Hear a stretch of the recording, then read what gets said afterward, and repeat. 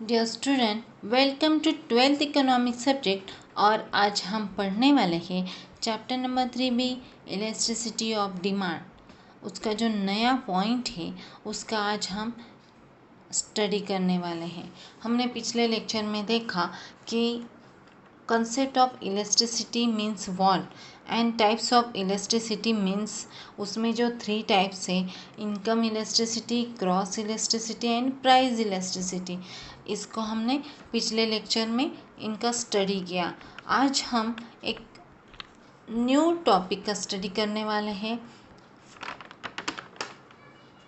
उसका नाम है types of price elasticity of demand.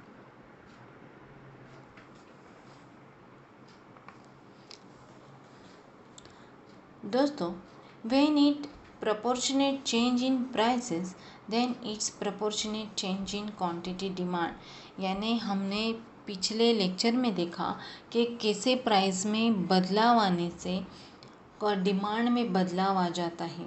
यानी मतलब प्राइस के वजह से डिमांड में कितना बदलाव आता है, उसका प्राइस के इलास्टिसिटी ऑफ डिमांड में कितना असर पड़ता है, ये हमने देखा।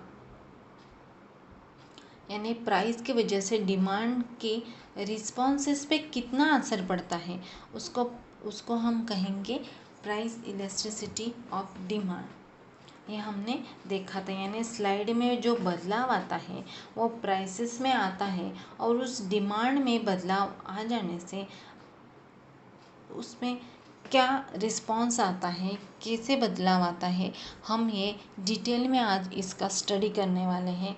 इसके लिए हम देखने वाले हैं types of price elasticity of demand.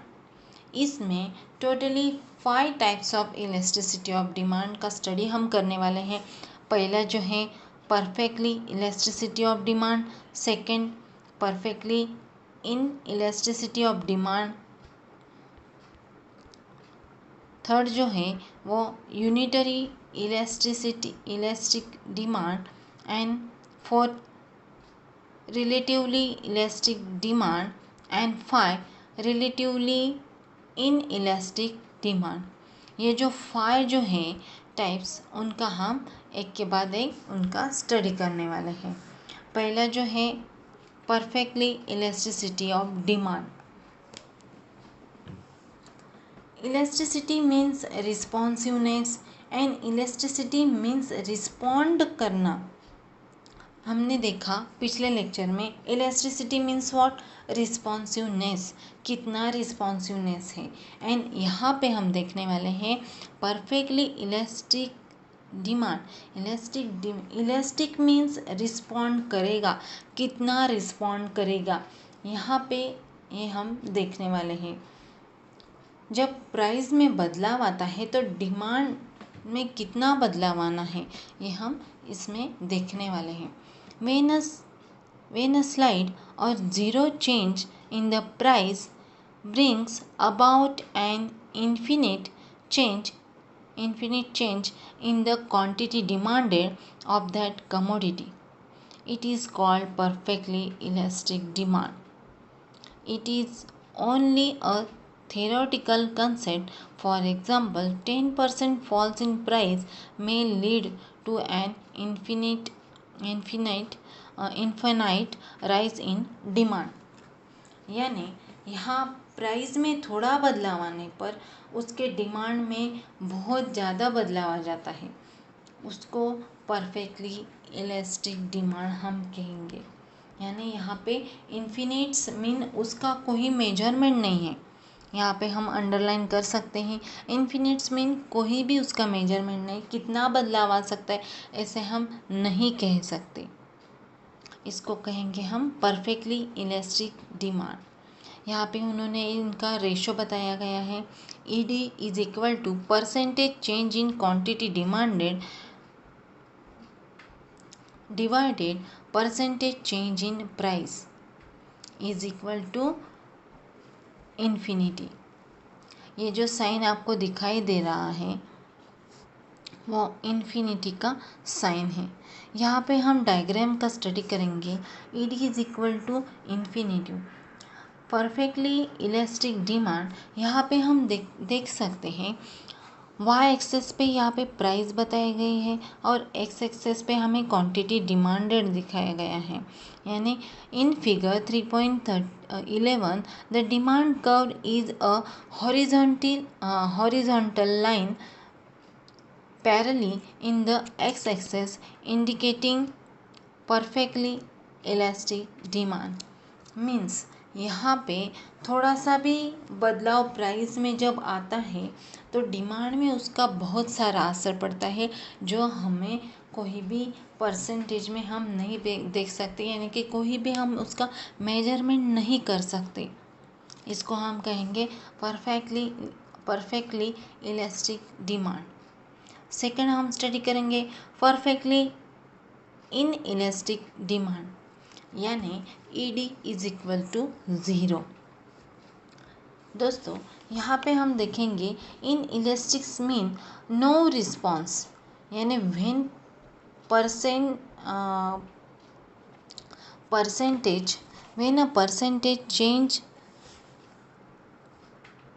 when a percentage change in price has no effect on the quantity demanded of a commodity, it is called perfectly elastic demand.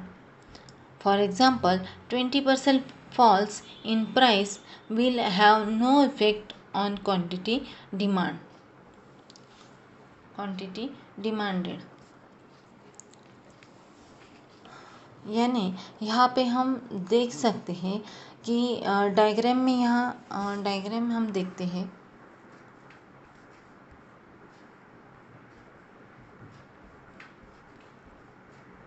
ये देखो परफेक्टली इन इलास्टिक डिमांड की जो diagram है ED is equal to 0। Diagram से हमें पता चलेगा कि यहाँ पे वाई एक्सेस पे प्राइस दिखाई गई है और एक्स एक्सेस पे क्वांटिटी डिमांड दिखाई गई है। यानी कि यहाँ पे प्राइस P से P1 तक जब भी बढ़ जाती है, यानी ऊपर हो जाती है, तो क्वांटिटी डिमांड में कोई भी चेंजेस नहीं होता, वो क्वांटिटी डिमांड सेम हो जाता है। यानी प्राइस बढ़ जाने से या प्राइस कम हो जाने से क्वांटिटी डिमांड में कोई भी चेंजेस नहीं होता, ED इज इक्वल टू 0 होता है। यानी ये फॉर एग्ज़ाम्पल हम देखते हैं, सॉल्ट जो है हम हमारे यहाँ पे यूज़ करते हैं, सॉल्ट वो हमारी ज़रूरतमंद चीज़ है, यानी कि हमें वो लगती ही है। जब भी उसका प्राइस बढ़ जाए और उसका प्राइस कम हो जाए तभी भी हमें वो चीज़ लगने ही वाली है, इसीलिए वो यहाँ पे हम कह सकते हैं। फॉर एग्ज़ाम्पल इन फिगर हम देखेंगे 3.12 when price rises from OP to OP1 और when price falls from OP to OP2 demanded remain unchanged, यानी डिमांड में कोई भी चेंज नहीं हुआ। एट O टू Q जो है therefore the demand curve is vertical straight line parallelly to the y-axis indicating the perfectly inelastic demand। यानी कि प्राइस में कोई भी चढ़ उतार हो जाए तो उसका असर क्वांटिटी डिमांड पे नहीं होता, इसको हम कहेंगे परफेक्टली इनइलास्टिक डिमांड। थर्ड हम देखते हैं unitary elastic demand, ED is equal to 1 when a percentage change in price lead to a proportionate change in quantity demanded, then demand is said to be unitary elastic. For example, 50% falls in price of a commodity leads to 50% rise in a quantity demanded। बहुत ही easy है दोस्तों, हम देख सकते हैं when a percentage change in a price lead to a proportionate change in quantity demanded, यानी कि जब प्राइस में 50% का जब प्राइस बढ़ जाती है तो डिमांड 50% से कम होती है, और प्राइस जब 50% उनका रिलेशन हम देख सकते हैं, प्राइस बढ़ गई तो डिमांड कम हो गया 50%, और प्राइस जब कम हो जाती है तो 50% डिमांड भी बढ़ जाता है, यानी ED is equal to 1। In figure हम देखते हैं यहाँ पे यूनिटरी इलास्टिक डिमांड में हम फिगर देखते हैं 3.13। When a price falls from OP, जब प्राइस जो है वो OP to OP1 50% demand rise हो गई, जब उसकी डिमांड जो होती है प्राइस कम हो जाने से डिमांड में बढ़ोतरी आ जाती है, डिमांड बढ़ जाता है, और OQ to OQ1 50%, therefore the slope of the demand curve is rectangular hyperbola. यानी कि यहाँ पे जो जो कर्व बताया गया है डिमांड, जो डी यहाँ पे डिमांड कर्व जो है वो रेक्टेंगुलर हाइपरबोला हो गया है।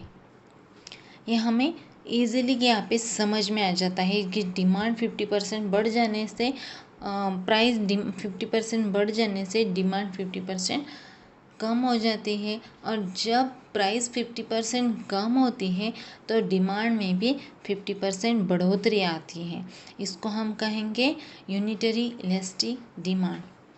अब हम 4th पॉइंट देखेंगे, relatively elastic demand ED is equal to greater than 1 when a percentage change in price lead to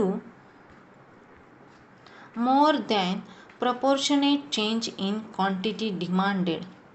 The demand is said to be a relatively elastic. For example, 50% falls in a price lead to 100% rise in quantity demanded. दोस्तों ये समझना बहुत ही easy है कि demand के relation में reaction को देखा जाए तो मेजर करने के लिए हम ये टाइप्स ऑफ डिमांड देखते हैं। ये डिमांड में कैसे चढ़ उतार हो जाता है, कैसे चढ़ उतार होता है, इसके लिए हम इसका स्टडी कर रहे हैं, ये टाइप्स हम देख रहे हैं। हमने अभी भी देखा कि कैसे बदलाव आता है, पहले जो 3 पॉइंट हमने देखे उसमें कैसे बदलाव आता है, प्राइस के वजह से क्वांटिटी में कैसे बदलाव आते हैं। यहाँ पे उन्होंने बोला है कि रिलेटिवली इलास्टिक डिमांड में यहाँ पे उन्होंने बोला है कि रिलेशन में डिमांड का रिस्पॉन्स जो है वो ज़्यादा है, यानी 50% जो है 50% प्राइस जब कम होती है तो डिमांड 100% से वो रिस्पॉन्ड देने लगता है, 100% वो ज़्यादा हो जाते, यानी वो डबल हो जाता है। प्राइस का जो लेवल होता है वो थोड़ा ज़्यादा कहने से भी वो डबल बढ़ जाता है 100%, यानी कि 50% जो प्राइस होती है वो कम हो गई तो डिमांड 100% से ज़्यादा हो गया, यानी ED is equal to 100%, ED is equal to percentage triangle Q divided by triangle P। ED is equal to 100 divided by 50, ED is equal to 2, यानी ED ग्रेटर देन 1। ये जो हम कह सकते हैं कि जो बदलाव जो आ गया है रिलेटिव इलास्टिक डिमांड में वो ग्रेटर देन 1 से बदलाव आ गया है, ज़्यादा बदलाव आ गया। यहाँ पे हम डायग्राम में देख सकते हैं, when price falls from OP to OP1, जब प्राइस OP से लेके OP1 तक 50% डिमांड राइजेस होती है तो OQ टू OQ1 100% उसमें बदलाव आ गया है, वो बढ़ गया है, क्वांटिटी डिमांड जो होता है वो बढ़ गया है। Therefore the demand curve has a flatter slope, यानी वो फ्लैटर हो गया, यानी वो बढ़ गया है।